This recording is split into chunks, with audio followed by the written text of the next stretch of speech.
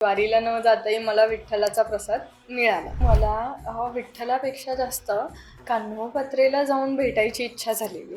ही फक्त वैष्णवांची नाही आहे किंवा एका कुठल्या तरी धर्माची नाही. तुम्हाला आनंद झाला तर माऊली, तुम्हाला रागला तर माऊली, आणि तुम्हाला साईडला जायचं असेल तर माऊली माऊली. या पंढरपुराला जाणाऱ्या वारीमध्ये तुम्हाला कुठल्याही ड्रेस कोडची आवश्यकता नाही. जो माणूस कैलासवासी झालेला आहे त्याला पण ह्या वारीमध्ये सामावून घेण्याची शक्ती आपल्या विठ्ठलाने सर्वांमध्ये दिलेली आहे. या वारीमध्ये भरपूर लोकांना रोजगार पण मिळाला. नमस्कार सर्वांना. वारी म्हटलं की आपल्याला आठवतो विठ्ठल, रिंगण, चंद्रभागा, पताका, दिंड्या, टाळ, मृदुंग आणि बरंच काही आठवतं. पण वारी म्हटलं की मला आठवते माझी आई आणि तिची पहिली वारी. माझी आई ज्या वर्षी 2007मध्ये वारीला गेली तर आमच्या गावाहून ते पंढरपूरपर्यंत ती पायी गेली आणि मी तेव्हा हॉस्टेलमध्ये होती. ही गोष्ट मला माहिती झाली की आई पंढरपूरच्या वारीला गेली आणि मग एक दिवस वर्गात बसलेलं असताना मी बाहेर बघितलं आणि तिथून एक दिंडी जात होती. तर मला लगेच आठवलं की आपली आई पण अशाच कुठल्या तरी दिंडीमध्ये गेली असेल म्हणून. आणि मग मी मनोमनी देवाला नमस्कार केला आणि अभ्यासाला बसले. आणि थोड्या वेळानंतर दुसऱ्या खिडकीतून मी बाहेर बघते तर साक्षात माझी आई माझ्यासमोर उभी होती. मग मी धावून माझ्या आईला बिलगले आणि मग माझ्या आईला हे सगळं मी कथन सांगितलं की मम्मी असं असं झालं आणि मला आत्ताच असं वाटलं की तू इथे आली, म्हणजे तू या दिंडीतून गेली असशील वगैरे. आणि माझ्या आईने पण मला खूप एकदम कवटाळून पोटाला पकडलं आणि तिच्या स्वेटरमध्ये 2-4 काजू बदाम तिने असे काढून माझ्या हातावर दिले आणि मला असं वाटलं की वारीला न जाताही मला विठ्ठलाचा प्रसाद मिळाला. तर माझी वारीची गोष्ट ही आहे. आणि ह्या दिवसापासून, म्हणजे माझी आई वारीला गेली त्या दिवशीपासून मला असं वाटायचं, कुतूहल माझ्यामध्ये निर्माण झालं की ही वारी असते कशी आणि ही लोक का करतात म्हणून. हे कुतूहल फक्त वारीपुरतंच होतं. हे विठ्ठलाला भेटणं आणि विठ्ठलाच्या पायाशी जाणं, विठ्ठलाचं दर्शन घेणं ह्याचा काही संबंध नव्हता. आणि दुसरं वारीला जाण्याचं माझं प्रमुख कारण म्हणजे हे की मुंबई ते पुणे प्रवासादरम्यान मी एकदा ग. दी. माडगूळकरांनी लिहिलेला संत कान्होपात्रा ह्यांच्यावरचा दीर्घलेख ऐकला. तर तो लेख ऐकून मला विठ्ठलापेक्षा जास्त कान्होपात्रेला जाऊन भेटायची इच्छा झालेली. की ही संत कान्होपात्रा जी आहे, विठ्ठलाने तिला शरण ती विठ्ठलाला शरण गेली आणि विठ्ठलासोबत ती राहते आणि कसं तिने विठ्ठलाला स्वतःचं मानलं आणि विठ्ठलांनी पण कुठलाही दुजाभाव न करता संत कान्होपात्रेला आपलंसं करून घेतलं. तर ह्या गोष्टीमुळे मला सतत पंढरपूरला जावंसं असं वाटायचं. तर माझ्यासाठी वारी आणि पंढरपूर ह्या दोन्हीही गोष्टी माझ्या मनामध्ये चाललेल्या प्रश्नांची उत्तरं शोधण्यासाठी जाण्यासाठी एक खूप चांगला प्रवास असेल असं मला नेहमी वाटायचं. आणि मी त्यातला पूर्ण तर नाही पण थोडासा प्रयत्न माझ्या पद्धतीने केलाच. कारण की ह्या वर्षी 2024ला मी पुणे ते सासवड ही वारी केली. तर ह्या वारीमध्ये मला खूप चांगले अनुभव आले आणि खरं पाहता आत्ता ते एक अनुभव असे उलगडत जातील मला वाटतं. आणि खरं म्हणजे ही जी वारी आहे तर वारी ही फक्त वैष्णवांची नाही आहे किंवा एका कुठल्या तरी धर्माची नाही. ही वारी आणि हा जो आनंद सोहळा आहे हा सर्वांचा आहे. वारी म्हणजे फक्त ठराविक अंतर पायी चालून पार करणे नाही.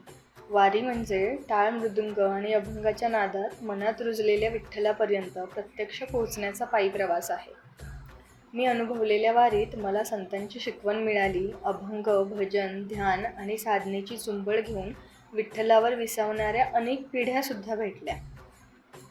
स्त्री पुरुष भेद, लिंगभेद, सामाजिक असमानता, धार्मिक तेढ याविरुद्ध असणारी मानवता, समानता आणि एकोपा जाणवला. ही वारी प्रत्येकासाठी सारखीच आणि तेवढीच निराळीही असतेच. आपल्या अनुभवांवरून आपण वारीच्या अनुभूतीकडे वळले पाहिजे. तर मला जे अनुभव आले हे सगळे अनुभव आणि त्यांच्याकडून कशी मला त्याची अनुभूती होत आहे हे नक्कीच तुमच्याशी शेअर करायला मला आवडेल. आत्ता ही जी वारी आहे तर ह्या वारीला जागतिक वारसा स्थळ असं हे मिळायला पाहिजे. या वारीला जागतिक वारसा स्थळ म्हणून घोषित करण्यासाठी महाराष्ट्र सरकार आणि केंद्र सरकार युनेस्कोकडे प्रस्ताव करणार आहेत. तर तो प्रस्ताव सादर करणार आहेत ह्यासाठी की आपली सांस्कृतिक परंपरा जोपासली गेली पाहिजे आणि संस्कृतीचे जे प्रतिनिधित्व, जसं आता आपल्याला माहिती आहे की जागतिक वारसा स्थळांपैकी म्हणजे भारतामध्ये 42 स्थळे आहेत, त्यापैकी 5 म्हणजे ही सर्वाधिक स्थळे महाराष्ट्रामध्ये आहेत आणि महाराष्ट्राला हा खूप मोठा सांस्कृतिक वारसा लाभलेला आहे की ही वारी शेकडो वर्षे झाले आपल्या महाराष्ट्रामध्ये आपण अनुभवतो आहोत. तर ह्या वारीला पण जागतिक वारसा स्थळ म्हणून घोषित केल्या जावे ह्यासाठी आता आपण त्यांच्याकडे 2-4 महिन्यांमध्ये प्रस्ताव सादर करणार आहोत.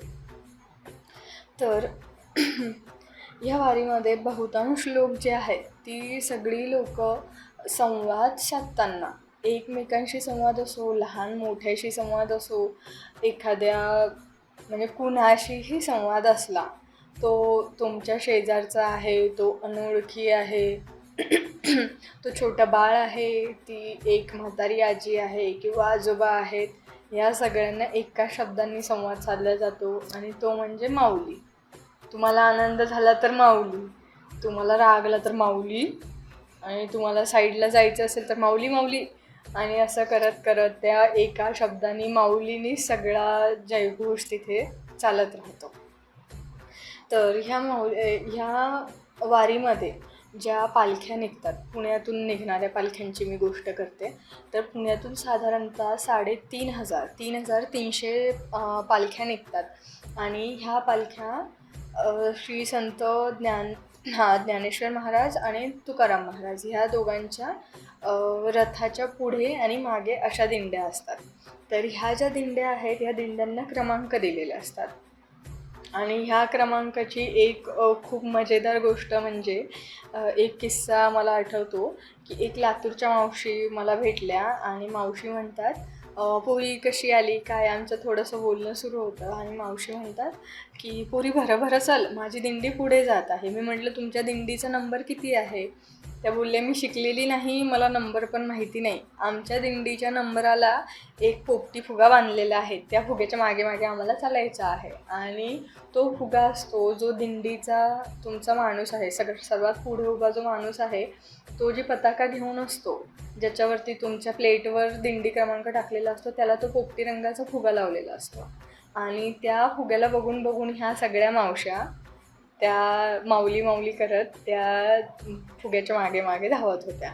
म्हणजे हे जे व्यवस्थापन आहे की जिथे शिकलेला व्यक्ती ते अशिक्षित व्यक्ती किंवा अज्ञानी व्यक्ती हा तिथपर्यंत पोहोचला पाहिजे, ह्याच्यासाठी एक खूण अशी ठरवल्या जाते आणि ती भोळ्या भाबड्या मनाने सगळे लोक त्याला फॉलो करतात आणि आपापल्या गावांवरून ते आलेले, देहूवरून निघालेले, आळंदीवरून निघालेली लोक बरोबर विठ्ठलापर्यंत पोहोचतात. आणि ह्या पालखीचं वैशिष्ट्य म्हणजे की ह्या पालखीमध्ये सर्वांना तिथला जो देवाचा घोडा असतो, रिंगणामध्ये फिरणारा घोडा, त्यानंतर बैलगाड्या, आणि ह्या ज्या बैलगाड्या असतात, ज्या बैलगाड्यांमध्ये ह्यांच्या पालख्या निघतात, ज्ञानेश्वर महाराज, तुकाराम महाराज, मुक्ताई, सोपान काका, त्यानंतर बाळूमामा, चोखा मेळा आणि गोरा कुंभार, ह्या सर्वांच्या पालख्या निघतात आणि त्या पालख्या एका बैलगाडीतून निघतात. आणि ही जी बैलं असतात तर ह्या बैलांचं सिलेक्शन पण खूप एका चांगल्या प्रक्रियेने होतं. त्याच्यासाठी त्यांनी एक त्यांचे काहीतरी मापक ठेवलेले आहेत आणि त्या मापकामध्ये जर तुमचे बैल बसत असतील तरच तुमची बैलं आम्ही वारीला घेऊन जाणार, असं त्यांचं ठरलेलं असतं. तर हे खूप सूक्ष्म व्यवस्थापन आपल्या वारीचं शेकडो वर्षे झाले करत आहेत.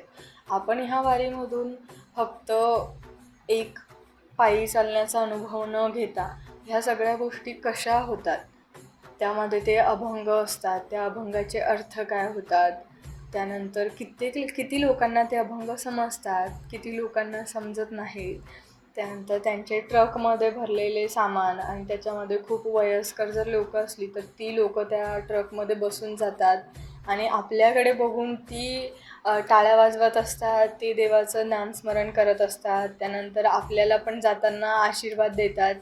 म्हणजे की तुम्ही पायी चालत असले किंवा तुम्ही ट्रकमधूनही जात असले तरीही ही लोकं एक संघ पद्धतीने त्या पंढरपूरपर्यंत जातात.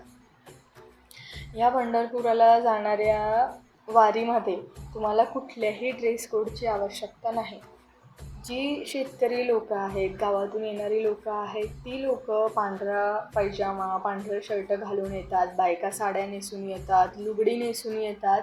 पण जेव्हा आपण शहरातून जातो तर शहरातून जाणारी प्रत्येक लोकं, कोणी हाफ पॅन्टवर आहे, कोणी जीन्सवर आहे, कोणी टी शर्टवर आहे, कोणी बनियानवर आहे, कोणाला घाम येतो आहे तर बनियान काढून शर्ट काढून आपल्या खांद्यावर घेऊन लोकं चालत आहेत. आणि मुख्य म्हणजे त्यांच्या पायांमध्ये, कोणाच्या पायामध्ये फक्त सॉक्स आहेत, कोणाच्या पायात चपली आहेत, कोणाच्या पायामध्ये चामड्याच्या चपला आहेत, ज्या काळ्या चपला आपण म्हणतो, ज्या आजी आजोबा घालतात, तर ह्या चपला आहेत. त्यानंतर कोणी अनवाणी चालतं आहे, म्हणजे अनवाणी चालणाऱ्या लोकांची पण खूप दाद द्यावी लागेल की आपण आजकाल घराच्या बाहेर पाय टाकल्यानंतर आपल्या पायाला माती पण नाही लागत आणि ही लोकं शेकडो किलोमीटर्सचं अंतर हे पायी चालत जातात, अनवाणी चालत जातात म्हणून. आणि ह्या सगळ्या चालण्यामध्ये त्यांना शक्ती देणारा असतो त्यांचा विठ्ठल आणि त्यांची विठ्ठल भक्ती. ह्या पूर्ण वारीमध्ये ही स्वयंशिस्त जी आहे ती खूप शिकण्यासारखी आहे सर्व लोकांकडून. त्यानंतर सेवा, तर ही सेवा कशी आहे आणि याला सेवा कोण कोण देऊ शकतं, कशी देऊ शकतं, तर प्रत्येक ठिकाणी आपल्याला ह्यांचे खाण्यापिण्याचे स्टॉल्स लागलेले दिसतात वारीला जाताना. कोणीतरी त्या वारीमध्ये फळं वाटप करत आहे, कोणीतरी फराळाचं वाटप करत आहे, कोणीतरी पाण्याचं वाटप करत आहे. कित्येक ठिकाणी वैद्यकीय चाचण्या केल्या जातात, कित्येक ठिकाणी तेलाने हातापायाची मालिश केल्या जाते, कित्येक ठिकाणी त्यांना हातपायदुखी म्हणजे डोक्याच्या वगैरे गोळ्या पुरवल्या जातात. ही सगळी सेवा आपापल्या परीने लोक करतात. मी एक फ्लेक्स बघितला, त्याच्यावरती होतं की एक मुलांचा ग्रुप होता, तर त्यातला एक मुलगा वारला असेल तर त्याच्या स्मृतिप्रित्यर्थ ह्या लोकांनी पाण्याच्या बॉटल आणि फराळ वाटप ठेवलेलं. तर जो माणूस कैलासवासी झालेला आहे त्याला पण ह्या वारीमध्ये सामावून घेण्याची शक्ती आपल्या विठ्ठलाने सर्वांमध्ये दिलेली आहे. आणि महत्त्वाचं म्हणजे बंदोबस्त करणारे एक पंजाबी अधिकारी होते. तर ते अधिकारी दिसल्यानंतर ते अधिकारी पण पंजाबी होते आणि हडपसरच्या भागांमध्ये अजून बरेच पंजाबी लोक होते, शीख लोक होते की ज्या लोकांनी केळी वाटप केले किंवा म्हणजे भरपूर काही ना काही त्यांनी वाटप केलं. तर ह्या लोकांच्या समावेशाचा एक अंश म्हणजे आपल्याला संत नामदेव. तर संत नामदेव जे आहेत हे संत नामदेव पंजाबमध्ये पण जसे महाराष्ट्रात प्रसिद्ध आहेत तसेच पंजाबमध्ये पण प्रसिद्ध आहेत. कारण ह्यांच्या वयाची शेवटची 20 वर्ष जी आहेत ती 20 वर्ष ह्यांनी पंजाबमध्ये घालवलेली आहेत आणि तिथे संत नामदेवांना भगत नामदेव म्हणून लोक ओळखतात. ह्याच संत नामदेवांची 61 पदे ही गुरुग्रंथ साहिबमध्ये घेतलेली आहेत. आणि एकदा मी गुरुद्वाऱ्यामध्ये गेलेली असताना तिथे त्यांचं हे लावलेलं असतं, प्रोजेक्टर असतं आणि त्या प्रोजेक्टरवरती संत नामदेवांचे पद लिहिलेले होते आणि ते लोक गात होते. तर त्या दिवशी मला जाणवलं की हा जो भक्ती मार्ग आहे हा फक्त महाराष्ट्रातल्या जनतेशी नाही किंवा फक्त वैष्णवांशी नाही, तर हा पूर्ण मानवतेशी जोडला गेलेला पंथ आहे. पंथ नाही, आपण त्याला मार्गच म्हणूया. तर ह्या भक्ती मार्गामध्ये कान्होपात्र आलीच, त्यानंतर संत रामदेव आलेच, त्यांची इथली पंजाबमधली कीर्ती आलीच, त्यानंतर संत कबीर आहेत किंवा जी जी लोकं आहेत ज्यांनी हा भक्ती मार्ग पुढे चालवलेला आहे, तर त्याचं खूप मोठं उदाहरण म्हणजे वारी आहे. आणि या वारीमध्ये भरपूर लोकांना रोजगार पण मिळाला. तर तो रोजगार कसा मिळाला, तर खूप आपण जी बघतो शहरामध्ये पाण्याच्या बाटल्या गोळा करणारी लोकं असतात, कचऱ्यामध्ये जाऊन पाण्याच्या बाटल्या गोळा करतात आणि मग त्या गोळा झालेल्या बाटल्या ते लोकं विकतात, किलोनी विकतात वगैरे. तर ही जी वारीमध्ये वाटलेल्या पाण्याच्या बाटल्या आहेत आणि ज्या लोकांनी खाली टाकलेल्या आहेत किंवा मग जिथे डस्टबिन नाही आहे, तर डस्टबिन म्हणजे डस्टबिन नाही आहेत म्हणून लोकांनी खाली फेकलेल्या बाटल्या आहेत. तर कित्येक लोकं आपली मोठी मोठी पोती घेऊन येतात आणि त्यातलं पाणी रिकामं, उरलेलं पाणी रिकामं करून त्या सगळ्या बाटल्या सोबत घेऊन जातात. इथे पाण्याचा व्यय होतो, पण एवढ्या सगळ्या वारीचं म्हणजे जिथे आपल्याला लाखो लोकं रस्त्याने चालताना दिसतात आणि ती लोकं सतत चालत आहेत, एवढं व्यवस्थापन करण्यासाठी आपल्याकडे पुरेशी लोकं नाही आहेत. पण तरीही 2 दिवसांनी जेव्हा मी परत त्या रस्त्याला गेले, तर मला दिसलं की हे पूर्णपणे रस्ता जसा अगदी अगोदर होता तसा एकदम स्वच्छ झालेला रस्ता आहे. तर या वारीमध्ये फक्त मला समानता नाही दिसली किंवा मला एकमेकांचा आदर नाही दिसला, तर मला स्वच्छता पण जाणवली आणि हे सगळं शक्य झालं प्रशासनामुळे आणि वारीच्या स्वतःच्या व्यवस्थापनामुळे. तर ही वारी आपण सर्वांनी कधी ना कधी 10 ते 15 किलोमीटर तरी अनुभवली, तरीही मला असं वाटते की तुमचे जे अनुभव तुम्ही ऐकलेले आहेत ते नक्कीच अनुभूतीत उतरतील. धन्यवाद.